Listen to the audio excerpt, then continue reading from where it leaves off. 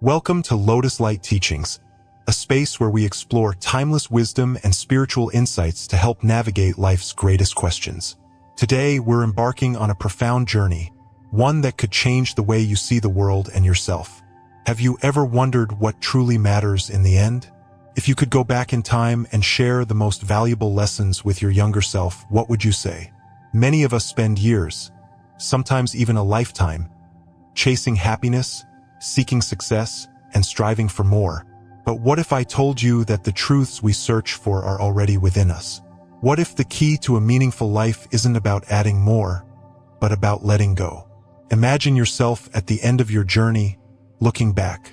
What regrets would you have? What moments would you wish you had cherished more? What wisdom would you pass on? The good news is you don't have to wait until the end of your life to realize these truths. You can uncover them today, right now, so you can live fully, without regret. So let's take this journey together. Let's uncover the lessons that took a lifetime to learn, so that you don't have to spend years searching for them. Happiness is found in the present moment, the truth we often overlook. The illusion of future happiness, a never-ending chase. We are conditioned to believe that happiness is always one step ahead. It's in the next big achievement, the next milestone, the next version of ourselves that is smarter, richer, thinner, or more successful. Society tells us, you'll be happy when you land that dream job, when you buy that house, when you find the perfect partner. But here's the painful truth: every time we reach a goal, we immediately shift the target further. The moment you get that promotion, you start eyeing the next one. The moment you hit a financial milestone, you start craving more. It's an endless treadmill, a game with no finish line. This isn't just anecdotal. It's backed by science. Psychologists call it the hedonic treadmill, a phenomenon where we adapt quickly to achievements and return to our baseline level of happiness. Daniel Kahneman, Nobel Prize-winning psychologist, found that even those who win the lottery experience a temporary boost in happiness, but within months, they return to their previous emotional state.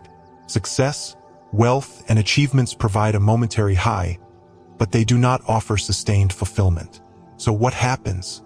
We keep chasing, we keep running, and all the while we miss the beauty of the life unfolding right in front of us. Why we're addicted to the chase, the dopamine trap. There's a reason we're wired this way. It's not just society, it's our own brain chemistry. When we anticipate a reward, our brain releases dopamine, the feel-good neurotransmitter. But here's the trick: dopamine is not about enjoying the reward. It's about wanting the reward. It fuels desire, not satisfaction. That's why achieving goals often feels underwhelming.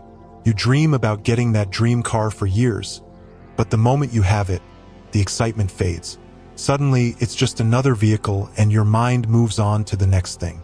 Steve Jobs once said, "The journey is the reward." Yet most of us never live the journey.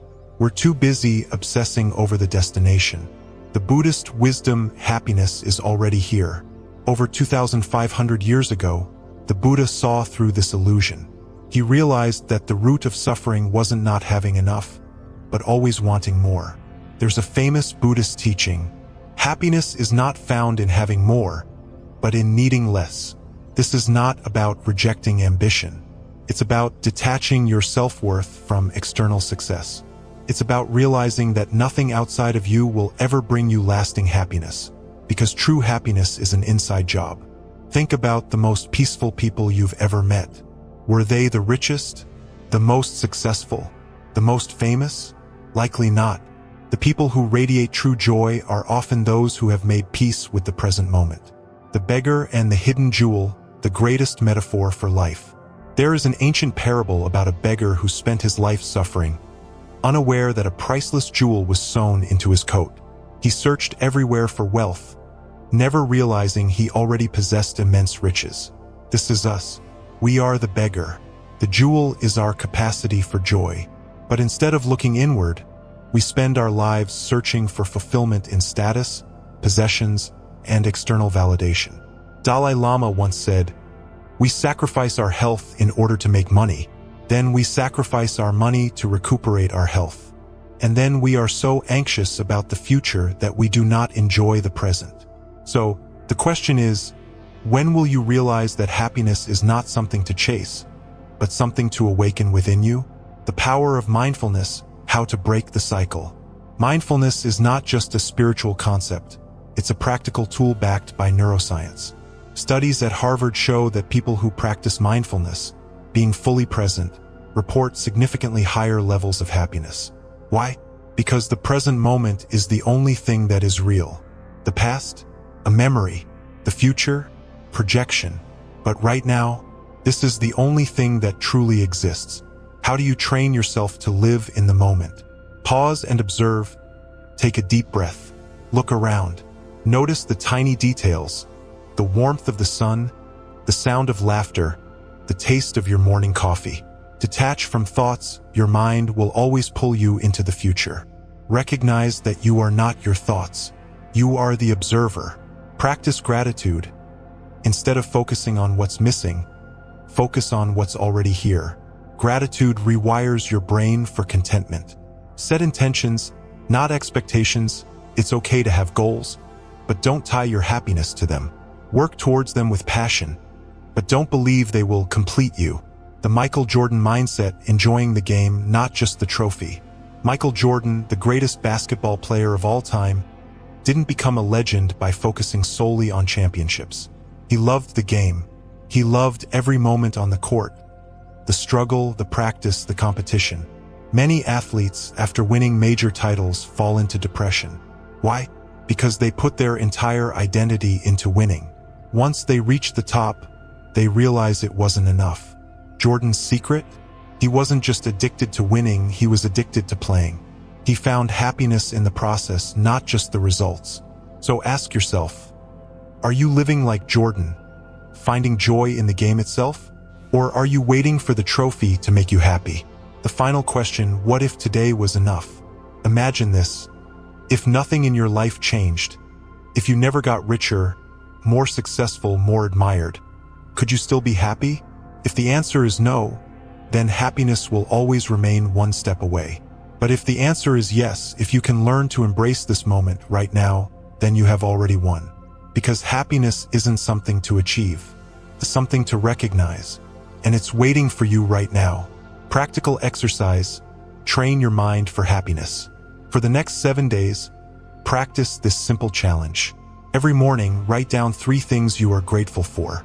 At least once a day, pause and take 5 deep breaths before rushing to the next task. Every night, reflect on one moment that made you smile. Happiness isn't complicated. It's just a shift in perspective. And you have the power to make that shift, starting now. Health is the true wealth, the foundation of everything else. The dangerous illusion of invincibility. When we're young, we feel unstoppable. We burn the candle at both ends, sacrificing sleep, ignoring our diet, pushing our bodies to their limits because we assume we have time. We believe health is something we can fix later. But here's the brutal truth. Later never comes. The body keeps score. Every late night, every skipped meal, every day spent sitting instead of moving. These choices accumulate like a debt. And one day, without warning, the bill arrives. Think about Steve Jobs, a visionary, a genius, a man who changed the world. But all the money, power, and success in the world couldn't buy him more time. He once said, "At this moment, lying on my bed, recalling my whole life, I realized that all the recognition and wealth I took so much pride in have paled and become meaningless in the face of impending death. What's the use of achieving everything if you don't have the health to enjoy it?" We see it time and time again. People who sacrifice their well-being in the pursuit of success, only to spend their later years trying to buy back what they lost. But here's the hard truth. You can't negotiate with your body. Health doesn't wait until you have time for it. It demands care now, not later. The science behind longevity and energy. What determines how well we age? Science has an answer. Dr. David Sinclair, a leading researcher on aging at Harvard, discovered that aging is not just about time. It's about how we treat ourselves. Lifestyle choices, nutrition, exercise, stress levels directly impact our longevity at a cellular level. Every workout, every healthy meal, every night of good sleep isn't just about feeling better today. It's about reprogramming your biological clock to live a longer, more vibrant life. The body isn't designed for stagnation. Movement generates life. Blood flows, oxygen circulates, neurons fire. When you move, you don't just maintain strength, you create it. There's a reason why people who remain physically active into their 70s and 80s seem younger.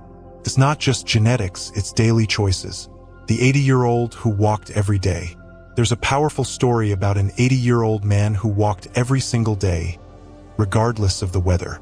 When asked why, he said, "If I stop moving today, I may never be able to start again."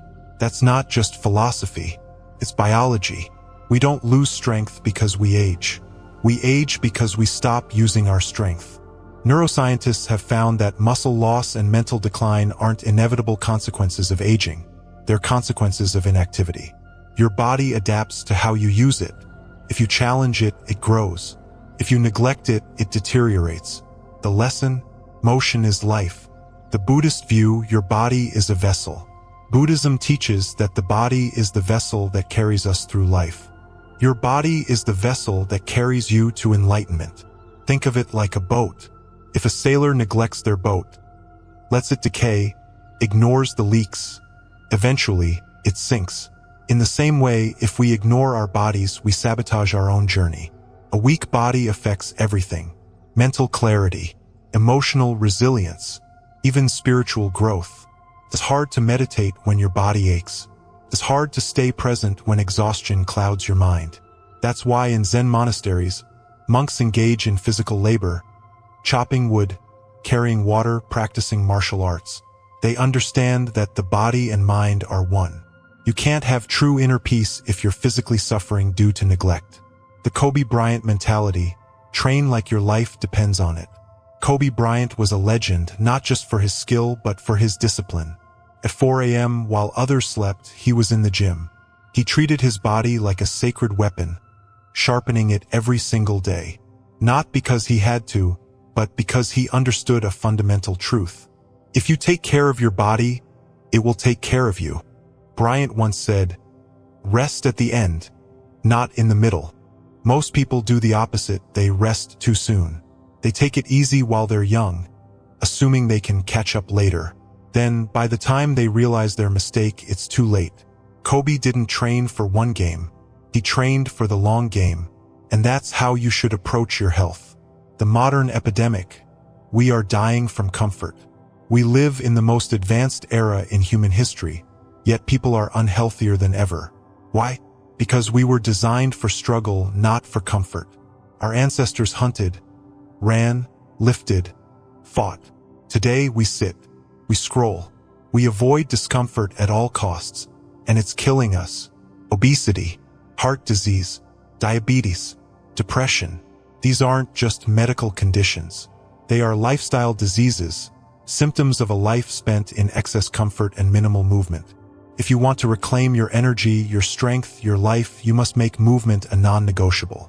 Practical strategies to take control of your health. Enough theory. Let's talk about action. Here's what you can do starting today. 1. Move every day, no excuses. Not everyone can train like an athlete, but everyone can move. Walk for 30 minutes every day. No exceptions. Take the stairs. Stand more. Stretch. If you can, train with resistance. Lifting weights prevents muscle loss as you age. 2. Eat like your future self is watching. Your diet is either fueling your future or poisoning it. Cut out processed junk. Your body wasn't designed for it. Eat real food, lean protein, vegetables, healthy fats. Hydrate. Most people walk around chronically dehydrated. 3. Prioritize sleep like it's a business deal.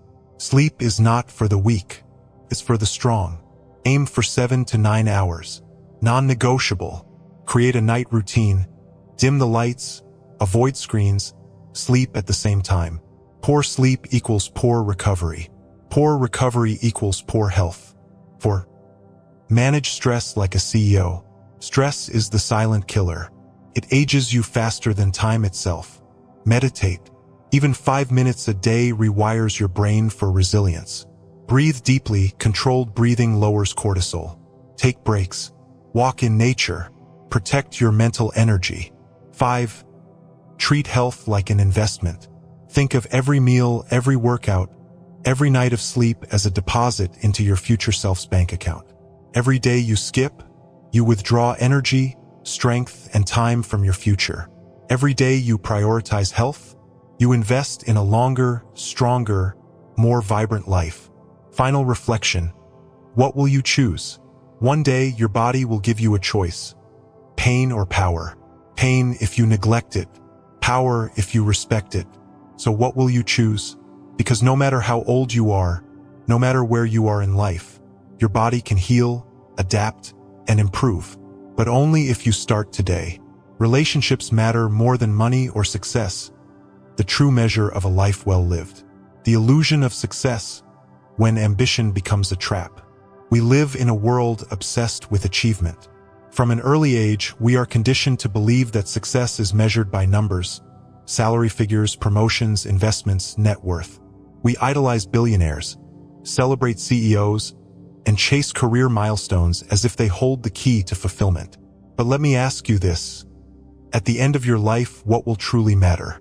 Think about the most successful people in history, those who climbed the highest mountains of wealth and power.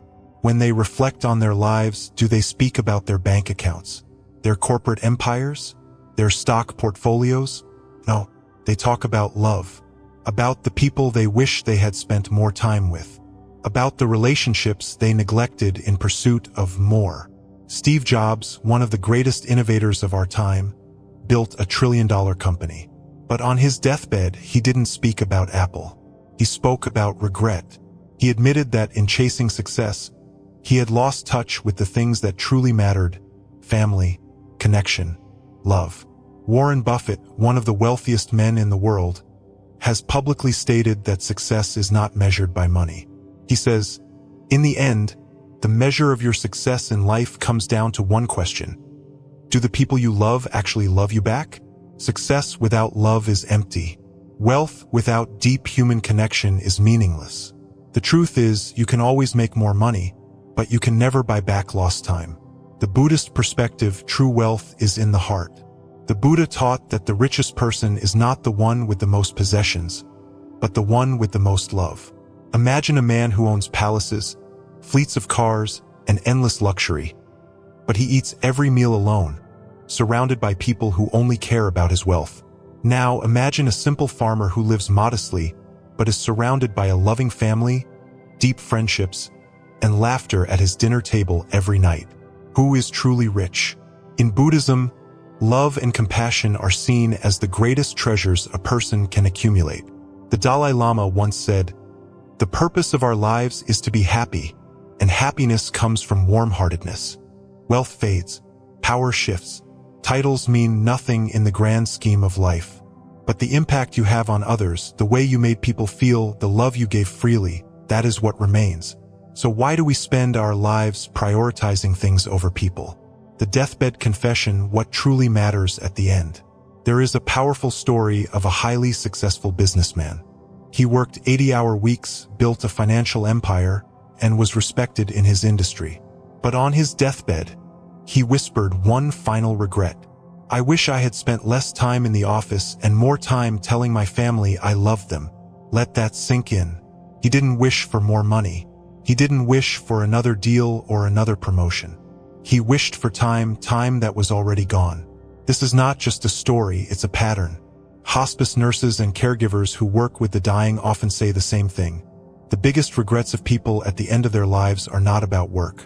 They are about relationships. "I wish I had been a better parent.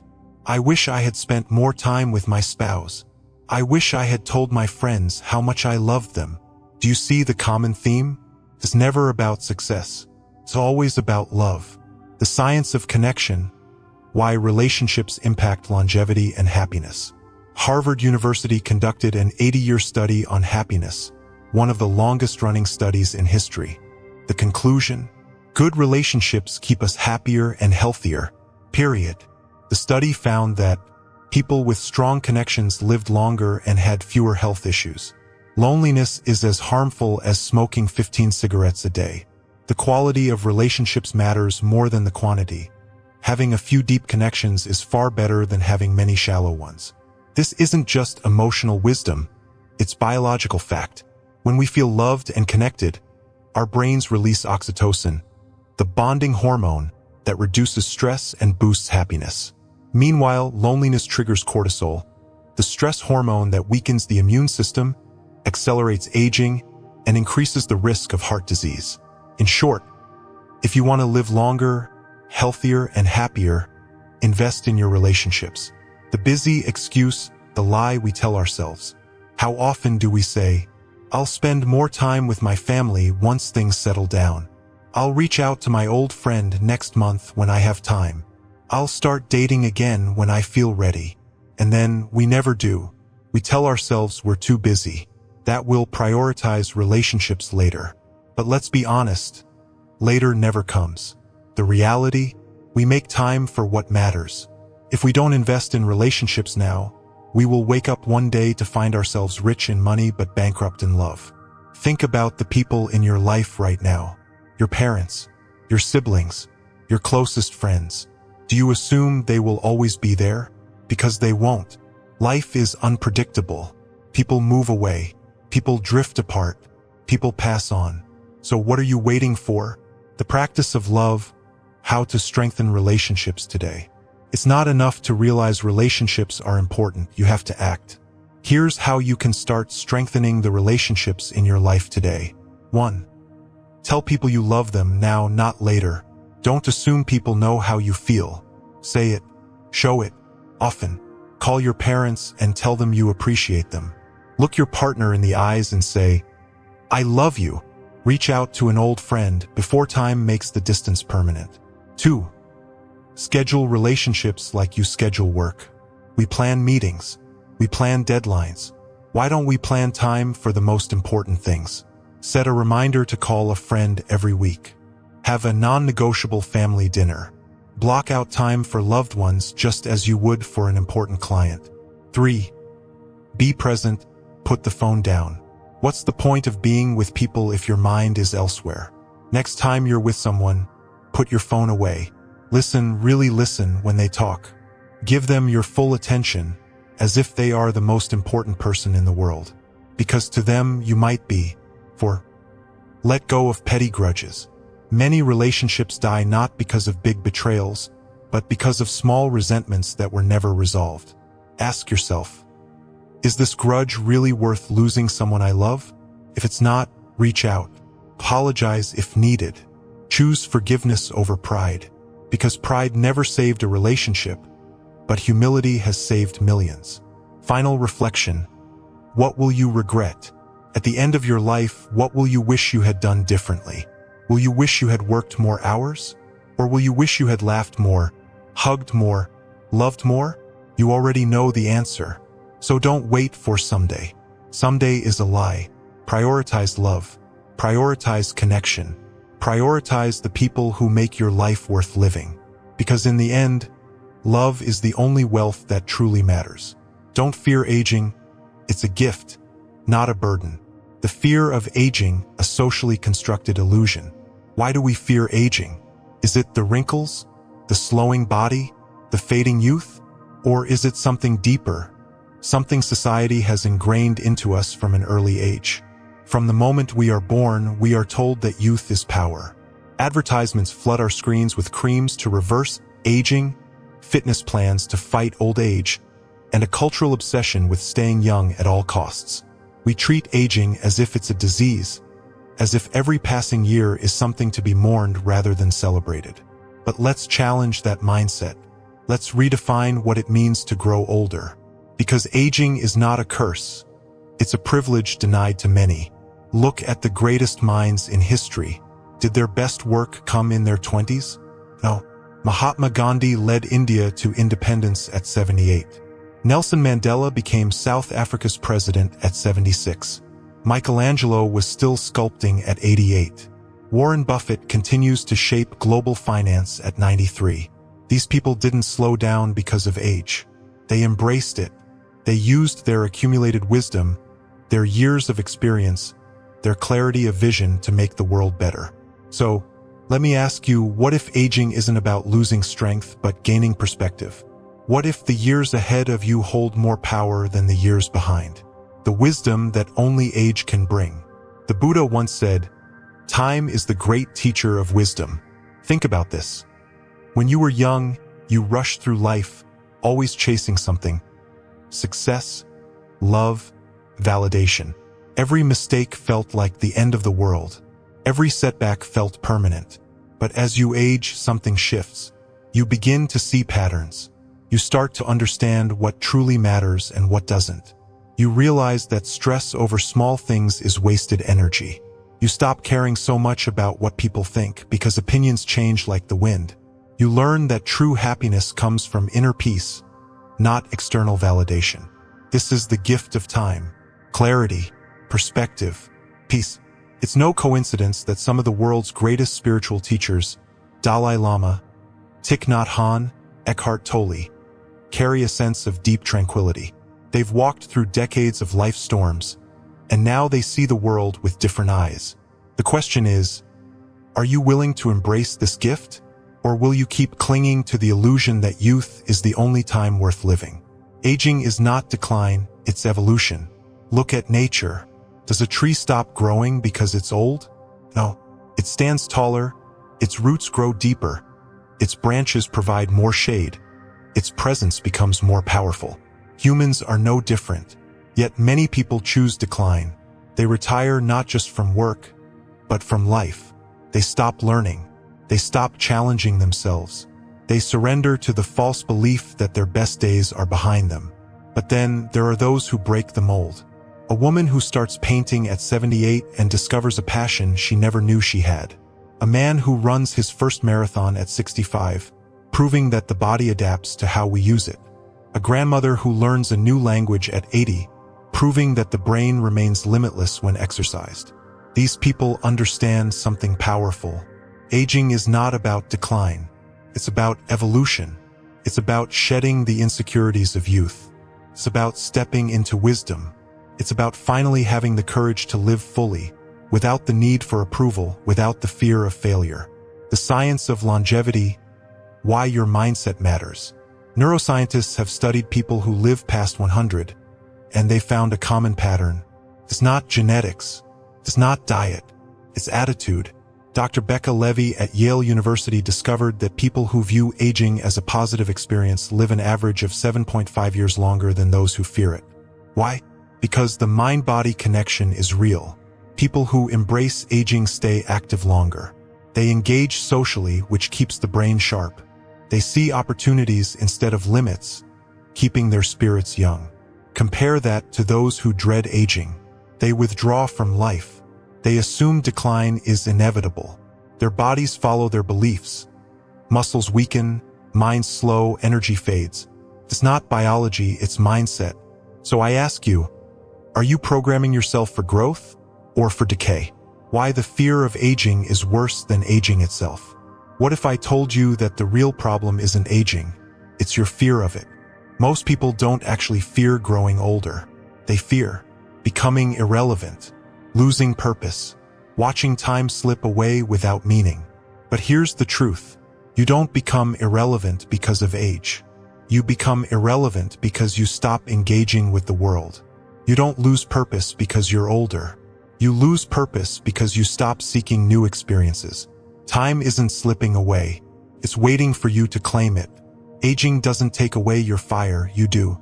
How to embrace aging and stay limitless. Let's get practical. Here's how to make aging your greatest advantage. 1. Keep learning, stay mentally young. Neuroscientists call it neuroplasticity. Your brain's ability to grow, adapt, and create new connections, no matter your age. Read books that challenge your thinking. Learn a new skill. Coding, music, painting, anything that forces you to grow. Surround yourself with curious minds, young people, innovators, dreamers. Your brain doesn't weaken with age. It weakens with stagnation. 2. Move your body, refuse physical decline. Your body is a machine. Use it or lose it. Walk every day. Just 30 minutes reduces disease risk by 50%. Strength train, muscle mass prevents aging-related decline. Stretch, dance, play, your body remembers movement, even at 80. Aging doesn't take your strength. Inactivity does. 3. Stay social, connection extends life. Loneliness is more deadly than smoking. Harvard's 80-year study on happiness proved that the quality of relationships is the single biggest factor in long-term well-being. Call your friends. Visit family. Make time for people. Join a group. Take a class. Stay engaged with the world. Love deeply, laugh often. Connection keeps the soul young. 4. Find a mission, have a reason to wake up. What keeps people alive at 90? Purpose. Teach what you've learned. Mentor the younger generation. Start a project that excites you.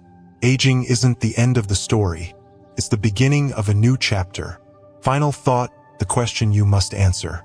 If you knew you had 30 more years ahead, what would you do differently today? Would you stop fearing time and start using it? Would you finally let go of regrets and live with purpose?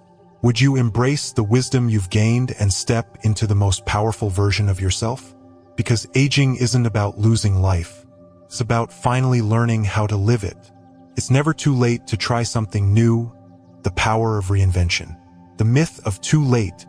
How society traps us in fear. How often do we hear people say, "I wish I had started earlier"? People give up on dreams not because they're impossible, but because they believe the lie that there is an expiration date on ambition. I'm too old to change careers. I can't learn a new skill at this age. It's too late for me to chase my dreams. But let's stop right there. Who decided these rules? Look around at the world's most remarkable people. Did they follow society's timeline? No. Colonel Sanders founded KFC at age 65.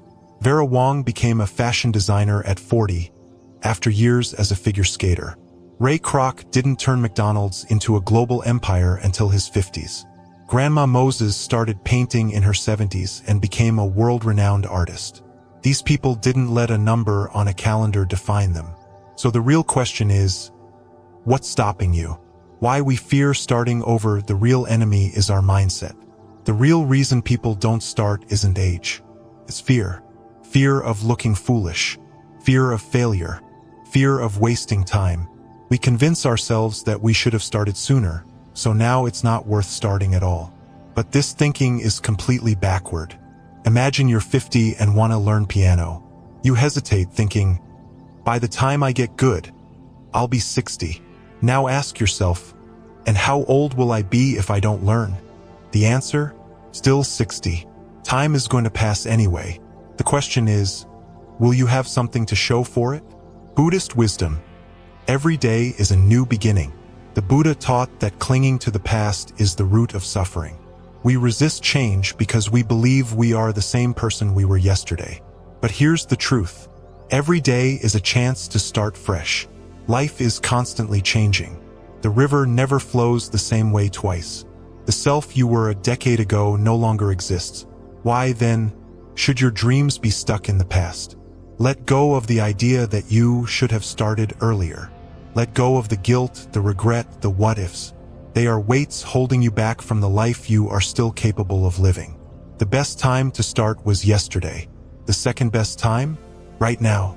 The science of lifelong learning. Your brain is built to adapt. Some people believe their brains are too old to learn. Science says otherwise. Neuroscientists have proven that neuroplasticity, the brain's ability to rewire itself, exists at every age. The brain doesn't stop growing because you age. It stops growing when you stop using it. Dr. Carol Dweck, a Stanford psychologist, calls this the growth mindset, the belief that intelligence and ability are not fixed, but developed through effort. So whether you're 30, 50, or 80, here's what you need to know. Learning a new skill increases memory and cognitive function. Picking up a new challenge reduces the risk of dementia and Alzheimer's. Engaging in new experiences keeps the brain young. You're not losing ability as you age. You're losing momentum. So what's the solution? Get moving. The man who thought he was too old to learn. A man once said, "I want to learn piano, but by the time I'm any good, I'll be 80. A wise friend asked, "And how old will you be if you don't learn?" That moment changed everything. He realized time was passing anyway. He could either use it or waste it. So he started. Slowly. One lesson at a time. By 80, he wasn't just good, he was great. He played concerts, taught students, and found a joy he had never experienced before. All because he chose to begin. What if you made that choice today? The stories of those who started late proof that it's never too late. History is filled with people who reinvented themselves later in life. Nelson Mandela was in prison for 27 years before becoming South Africa's president at 76. Martha Stewart didn't start her empire until her 40s. Samuel L. Jackson didn't land a major acting role until he was 46. Henry Ford was 45 when he created the Model T. These people had every excuse to give up. They didn't. Neither should you. The biggest regret people have at the end of life. Bronnie Ware, a hospice nurse, wrote a book called The Top 5 Regrets of the Dying. The most common regret? I wish I had the courage to live a life true to myself, not what others expected of me. Read that again. People don't regret failure. They regret not trying. They regret playing it safe. They regret waiting instead of living. You still have time, but only if you use it. How to start something new? A practical blueprint. Enough inspiration. Let's talk action. If you want to start something new, here's how. 1. Reframe your thinking. See time as an asset, not a limit. Instead of saying it's too late, say, I have time to grow. Instead of, I should have started earlier, say, I can start now. Your words shape your actions. Choose wisely. 2. Take one small step. Focus on progress, not perfection. You don't need to change your life overnight. Just take one step. Want to write a book? Write one paragraph today. Want to start a business? Research your first idea. Want to learn a new skill? Sign up for your first class. Small steps lead to massive transformation. 3. Eliminate excuses. Stop waiting for the perfect time. There is no perfect time. Life will always be busy. Obstacles will always exist. If not now, then when? 4. Surround yourself with growth-minded people. Your environment shapes you. Find a mentor. Join a group of learners. Read books by those who reinvented themselves. Stay around stagnant people and you'll remain stagnant. Stay around growth-minded people and you'll evolve. 5. Measure your progress. Celebrate small wins. Success isn't about huge leaps. It's about consistent movement. Track your progress. Celebrate every step. Because the journey is the reward. Final thought. What will you choose? 1 year from now, you will look back at today and ask yourself, did I start? Did I take action? Did I choose to grow? Or did I let fear win? The future is coming whether you embrace it or not. You can either let time pass you by, or you can use it to build something extraordinary. Because there is no such thing as too late. The best time to start? Right now. Let go of what you can't control, the art of true freedom. The illusion of control, why we waste years chasing the uncontrollable. How much time have you wasted worrying about things you cannot change? Think about it. The way people see you, the mistakes you made years ago, the uncertainty of the future. We exhaust ourselves trying to rewrite the past, control other people's opinions, and predict what tomorrow will bring. And in doing so, we lose the only thing we truly have, this present moment. The truth is brutal but liberating. Most things in life are beyond our control. Yet, we fight against this reality every day. We replay old conversations in our minds, wondering what we should have said. We obsess over what others think, fearing judgment and rejection. We try to control outcomes that are simply not ours to decide. And what does this bring us? Stress, anxiety, exhaustion. So let me ask you, what if you just let go? The Buddhist perspective, holding on is holding yourself back. Buddhism has long taught that attachment is the root of suffering. Imagine holding onto a burning coal. Your instinct tells you to keep gripping it, to hold onto the anger, the regret, the need for control. But the longer you hold it, the more it burns you. Letting go isn't about giving up. It's about freeing yourself. Freeing yourself from the opinions of others, because their judgment is a reflection of them, not you. Freeing yourself from past mistakes, because no amount of guilt can change what's already done. Freeing yourself from fear of the future, because no amount of worry can guarantee a perfect outcome. The Buddha said, holding on to anger is like drinking poison and expecting the other person to die. The same is true for regret, for worry, for control. The monk and the heavy sack, a lesson in letting go. There's a story of a monk who carried a heavy sack for hours. When asked why, he simply said, "Isn't this what you do every day with your worries?" We all carry invisible burdens. Guilt, resentment, fear. But here's the question. If it's weighing you down, why not put it down? You don't have to carry everything. Some things belong to the past. Let them stay there. Some things belong to other people. Let them handle it. Some things belong to fate. Let life unfold as it will. You are not here to carry the world's weight on your shoulders. The science of letting go, how it transforms your mind and body. Letting go is not just spiritual wisdom, it's backed by science. Studies show that people who practice acceptance experience lower cortisol levels, less stress, better immune function, less illness, higher emotional resilience, greater happiness. Dr. Richard Davidson, a neuroscientist at the University of Wisconsin, discovered that mindfulness and acceptance literally rewire the brain. The more we practice letting go, the stronger our ability to handle stress, disappointment, and uncertainty. This means that letting go is a skill, and like any skill, the more you practice it, the easier it gets. Why we struggle to let go, the ego's fear of surrender. If letting go leads to peace, why don't we do it? Because the ego hates surrender. The ego wants to be in control. It wants certainty. It wants to be right. It wants to win every argument, predict every future event, and erase every mistake. But here's the problem. The ego is lying to you. Control is an illusion. The more you chase it, the more powerless you feel. Think about a clenched fist. When you squeeze too hard, you lose everything inside it. But when you open your hand, you allow life to flow naturally. Letting go is not weakness, it's power. The 3 things you must let go of, starting today. 1. Let go of the past, it no longer exists. How many hours have you lost replaying old mistakes? How many nights have you spent wishing you could go back and do things differently? The past is like a book that has already been written. You can learn from it, but you cannot rewrite it. So why keep turning back the pages? Instead of saying, "I wish I had done it differently," say, "I accept what happened.